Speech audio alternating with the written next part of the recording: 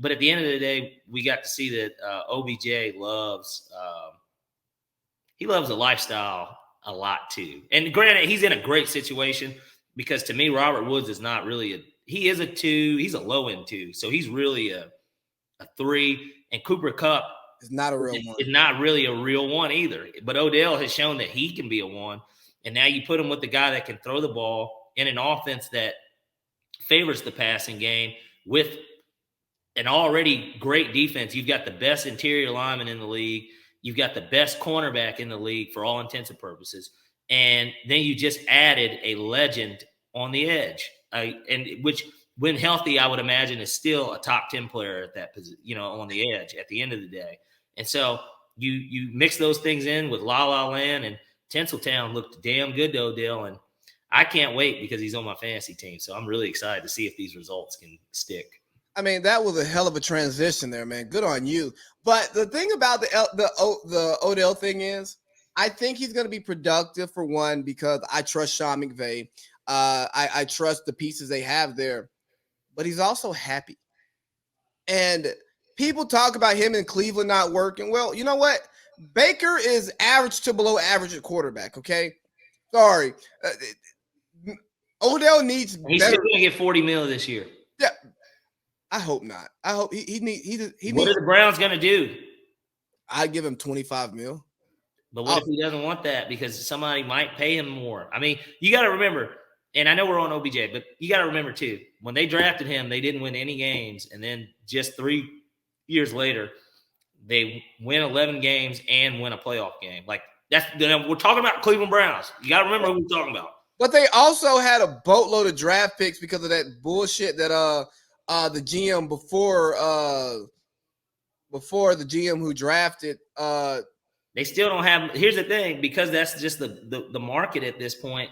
He might not get 40, but it's going to be damn close. I bet it's damn close because what are they going to do? Let him? I mean, I guess the question is, okay, well, if you do let him walk, what's the market for him elsewhere, right? 25. But then the only thing that the Browns could do if they let him walk, there's only one guy that they could get to stay as a Super Bowl contender, in my opinion.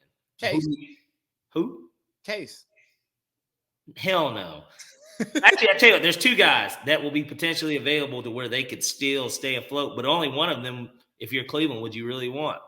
It would probably either be Matt Ryan or Kirk Cousins. I mean, like, those are the only 2 people, and that's if Russell hustle and bustle. Well, but because Sierra not going to let that happen. She's not going from Seattle to Cleveland. Now, a guy like Matt Ryan, hell, and shit, the Falcons, the way that he's played, I know the Carolina game, excusing that, the last 6 weeks, the way that Matt Ryan, he's probably been better than any quarterbacks. He's been great the last 6 weeks. Yeah, no, like I'm back on the Matt Ryan. In totality, he's been great. The Falcons are going to, Fondo's going to have to, especially depending on what happens in Dallas this week. Let's say they win that game. Fondo's going to want to probably get an extension done for at least that way the cap hit's not as bad next year either. And then you get him for another year. But here, we're on OBJ. We'll get into the OBJ to the Rams. I think it's going to work because OBJ is going to be happy. Their offense is smart, and they're going to scheme him open. And Matt Stafford actually knows how to deal with a top-end receiver who he has to force the ball to outside of the flow of the offense. He did it for about 6 or 7 years. He did it with Megatron. He got Kenny Galladay paid. Golden Tate, like that. He knows, and he's turning Cooper Kupp into an all-pro receiver. But some of the things about OBJ that I haven't liked and how he's been covered. Everybody's talking about him being a malcontent and being a diva and causing all of these problems. But nobody in Cleveland has said that OBJ was a problem. Only the media is saying he's a problem because of how he acted in New York. But outside of the visor, the Richard Mille watch, what have we seen from Odell Beckham Jr.? He came in. He wasn't great. He wasn't even really good, but he did what he was supposed. He did his job. And I'm not saying that he couldn't have been better, but I mean, shake and bake was his quarterback. And that's exactly, why he really wanted out of there. That's not. And Baker let's keep it 100. Even though he played all right last year, but he did it without Odell, right? So outside of Baker's rookie year, where it's funny, you know how Snapchat gives you the memories. I was in Cleveland a year ago. I mean, not a year ago, 3 years ago today. I was in Cleveland when we played them his rookie year, We lost and it, didn't we?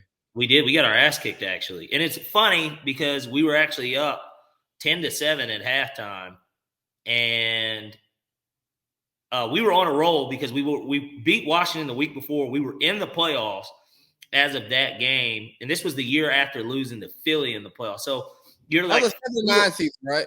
Well, we started 1-4, and we won 3 in a row, and we were headed to Cleveland, and it was kind of like, now we're going. Like, you know what I mean? We're like, yeah, like you know what I mean? We're going to go back to the playoffs again, and we literally haven't had a winning record since the end of that playoff season, which I'm hoping that we break, which I know I'm getting into the Falcons too much. But either way, you know, Baker shredded us that day. He did. He really did. I remember I sat front row on the 50 fucking yard line, and literally cheapest tickets, by the way, I ever got. I got those seats literally front row, literally on the 50, and they were like $140. I couldn't. Are you serious?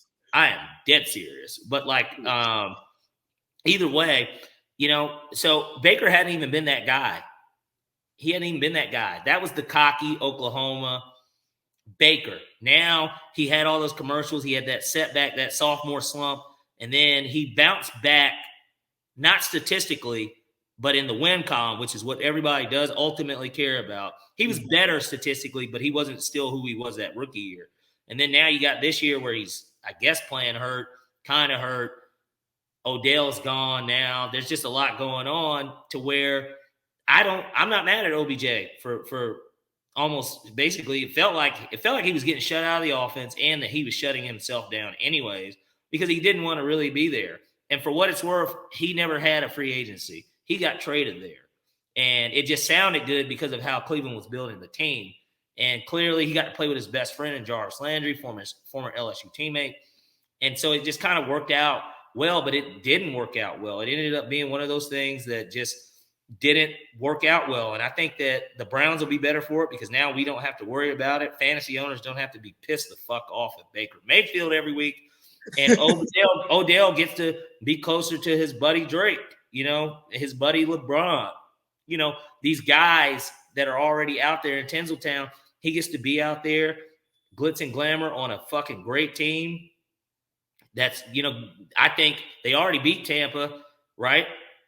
They already beat Tampa. Yeah. That's the favorite. I would think a lot of people still consider them the favorite to win the whole thing because now that Kansas City's not in it, they're probably the favorite to win the whole thing. But the Rams already beat them, and the Rams they lost to the Cardinals. But I don't think anyone. I'm not a believer. No one believes in the Cardinals, and Kyler's hurt again already. Yeah, I definitely see Cliff Kingsbury knocking off the Rams and the Bucks in the Packers in the playoffs. Yeah, I see it. Mm-hmm. Yeah, keep telling yourself that. Anyone that's a believer in the Cardinals, keep telling yourself that. The Cardinals fuck around. Let's say they win the division and they're the 2 seed and the Falcons are the 7 seed. You watch out. I'm telling you. Oh, yeah. We'll come You watch out. Seriously. But Cordell Patterson's going to go for 100 rushing and 100 receiving. You watch. So we're both high on Odell. Like I said, I was low on the way that he's being covered because he was actually acting right, man. We've